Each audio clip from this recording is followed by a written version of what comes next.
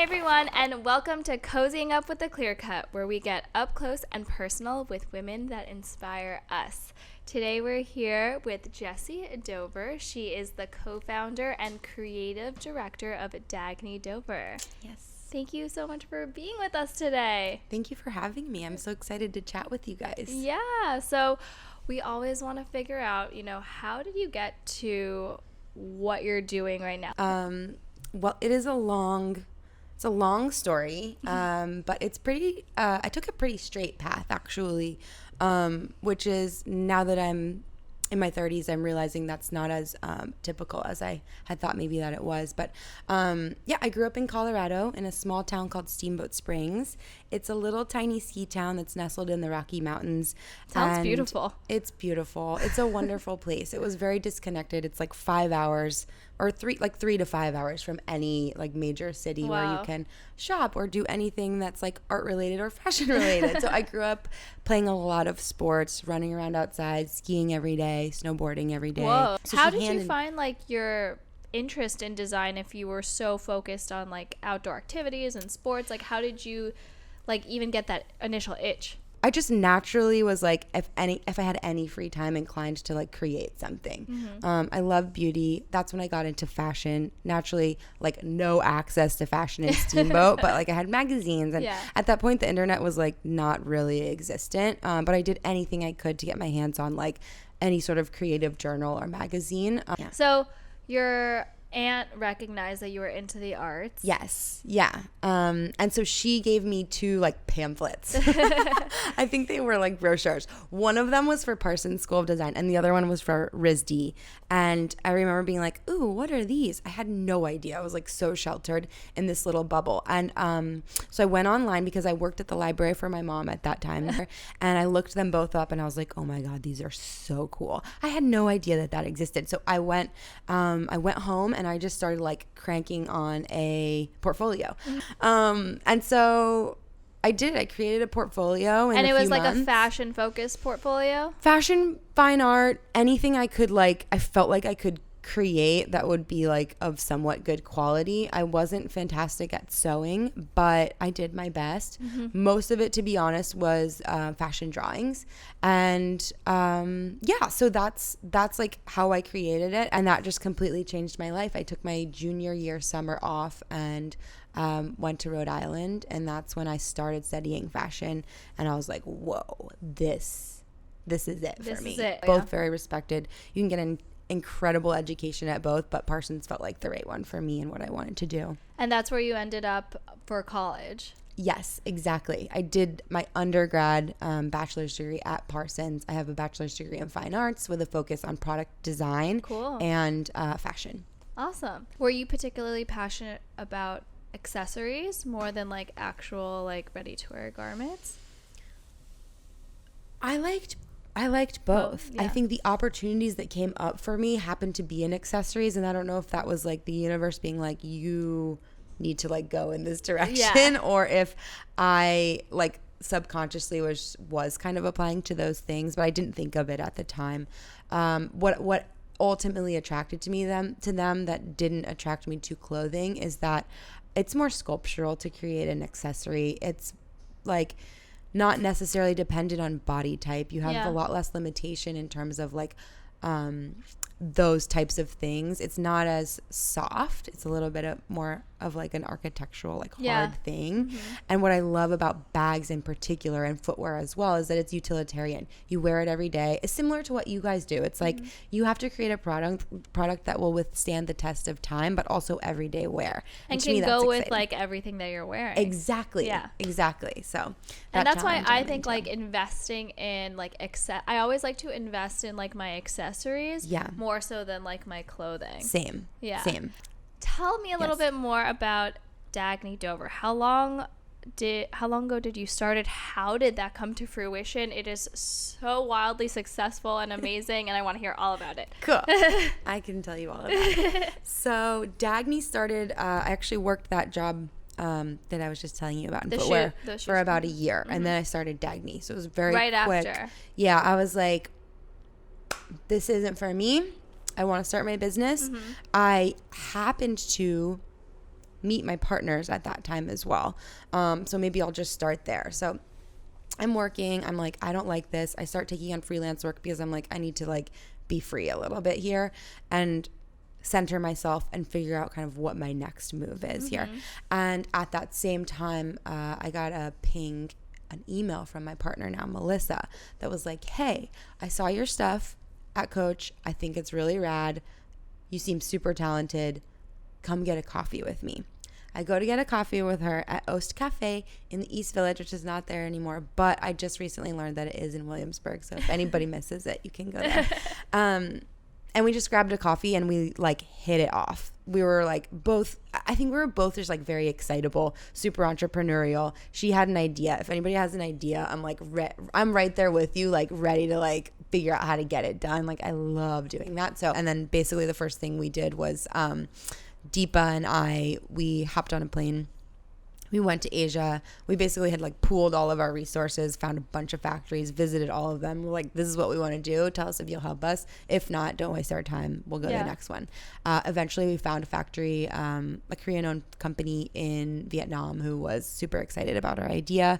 And did you guys all have like a cohesive vision on like this functional kind of bag? Yeah, we did. We want like the real issue that we were trying to solve was the problem that we were all having, which was we're working women.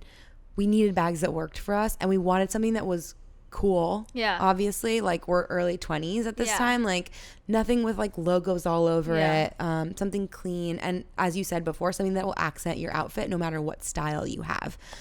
So we set out with like the mission to solve women's handbag problems. Like, you know, when you get home at like 1 a.m. after like drinks with coworkers and you can't find your keys and you end up having to like dump your stuff on the floor. That is like my issue. I'm like, I don't want to get to my door because I have to like open my whole bag and like get my keys. It's like a moment of dread, but all those little emotional moments of like, where's my stuff? Yeah.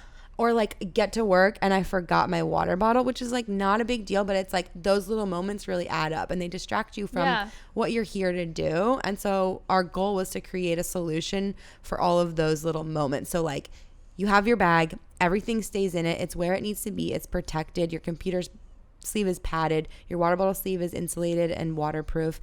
And your keys are on a leash. Like there's a ton of little pockets and compartments, but basically a tool that works for you as like your personal assistant. So in the morning you pick it up, you go, you know everything's inside of it. And then when you come home, you know you have your keys where you need them, all that good stuff. So that's amazing. So how did you get your first customers to even pre-purchase your bags?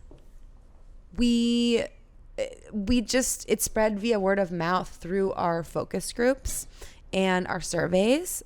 We told all of our friends, we told all of our families, we literally told everyone we knew. Like we were talking like brand spokespeople at that time, but we didn't do anything paid, like no paid marketing. We posted on Instagram all the time about our journey so people could kind of follow along, and Facebook of course, and we had started sending emails, but we had like nobody on our email list obviously. So and did you start with like one bag or like a small collection? We started with 2 bags, which we felt were the perfect system for work. It was a tote, which is now on our website as the Legend Tote, and the clutch wallet, which is also still up there on our site, our OGs. But basically the tote was meant for like everyday workwear. You can fit your workout stuff in there too. So it's meant to go from like 7 a.m. to 10 p.m. And then the clutch wallet is like a wallet clutch combination that also doubles as a crossbody. So if you have to go out to lunch or out to dinner and you don't want to bring your tote, you grab that out and take it with you. And so we sold those 2 products for a very long time. Actually, I don't know, maybe a couple of years. And those were kind of, and still are, a big part of our business today. But yeah, so that's kind of like those 2 bags are how we started the entire business. And amazing. And what are some like exciting things we can look out for Dagne Dover in the near future? We are launching our first flagship store in New York City, which I'm very excited about this spring. So is this your first like physical retail? We have a pop-up open right now in New York, and we've had it open for actually a year because we opened it last holiday and we were like, whoa, this is awesome. And it's doing really well. So we decided to keep it open. The landlords were kind enough to let us stay there. And we've been looking for a permanent location ever since. We finally found our dream spot. So we always ask all of our guests, what is your spark? Like, what is that fire inside you that, you know, keeps you going and is kind of like your motivation and hustle? Yes. Well, I'm here to create. I'm a creator at heart. I love to build things. I love to make anything. I'm a problem solver. But really, really what drives me is helping people. Like, I like that I can have a moment with every one of my customers in their everyday life where they're having How cool is it when you walk down the street and you see someone wearing a Dagne Dover bag? It's so exciting because they're all over the place. It's so weird. Sometimes I forget because I go like from my office to like my home, and that's like my life and my gym. But it's wonderful. It's a really like heartwarming moment every time, just because we've worked so hard to get here, and also just to have an opportunity to like show up in someone's everyday life is really special. So we always gift all of our guests a little spark ring, which is just your everyday reminder. Thank you so much of, you know, your hustle. Keep going. It. You know, even when. Thank you. And if you need a specific, it's a pinky ring because I have big fat fingers. If you need a specific size, we'll send. It's beautiful. We'll send it to you. Thank you so much. So we always ask everyone to bring a special piece of jewelry that may have some sentimental meaning to them. Yes. So did you bring a piece? I did. They're in my ears, actually. Are those the earrings? These are the your ones. first earrings that you got with your ears? That's awesome. Yeah. Now you have a world of opportunity for new earrings. Yeah, exactly. It's a whole new world, and I'm very excited to explore it. And I know you said that you like kind of like chunkier, like kind of like masculine, cool jewelry. So I just want to show you like a piece from our collection, which is like our cigar signet ring. Love this. I love it. I love it. I love it. So it kind of reminds me when I was growing up, my dad would like smoke these Cuban cigars, and they had like the little paper around it, and I would put them on my finger and pretend they were rings. So this kind of is like a little bit of an homage to that, but I think it's so cool because like you don't have to only have diamonds and jewelry if it's bridal, right? You can. That's I think a good point. More and more, especially with our collection, we're selling to like women buying for themselves, marking like special moments in their personal lives. Like I know a bunch of people who get like promotions will buy themselves like a nice piece of jewelry, and then you can kind of have that forever. Totally. I'm like so into that, and I love that jewelry. Like when I was first talking to you guys, I started going down this rabbit hole of like, what does jewelry mean to me? And I think that for me it means, again, like my earrings, and you said like a million different things at any time, and it's a great like signifier of like a moment that you want to remember. Or a concept that you want to remember. So I totally agree. They don't have to have like diamonds in them. I love a cigar ring just because like I don't know, I'm very fascinated about things that can go both masculine and feminine and like work with anything. Obviously, we've had this conversation a few times today, but I think this is just like incredibly beautiful, and I love the simplicity of the diamond kind of inside. So we're looking forward to Dagne Dover's flagship store coming this spring in Soho. I'm excited to visit it. And tell everyone where they can follow the brand, see, you know, what's new, what to look out for, follow you. So you can find us at dagnedover.com, DAGNEDOVER. Also, I just have a question. Yeah. How did you come up with the name? Oh, good question. Dagne means new dawn, and Dover is my last name. So we have 3 co-founders. We like went through this whole like very long drawn out process of like, how are we going to name this brand? What's it going to be? We didn't want it to be just my name as the designer because it felt like non-inclusive. We didn't want it to just be something random. We all love the name Dagne, and we love the meaning behind it. So when we started, we were like, this is a new dawn for handbags. We're resetting the status quo. And so that's how Dagne Dover was born. That's so cool. I was like, I need to ask that question. I know. So follow at Dagne Dover. Yeah. At Dagne Dover on Instagram and Facebook. And I'm Jessy Dover. If you want to follow me, it's JESSYDOVER on Instagram and Facebook. And if you guys want to see all the beautiful jewelry we were looking at today, follow our YouTube channel. We're at The Clear Cut, and of course on Instagram at The Clear Cut. Thanks, guys, and we'll see you next week.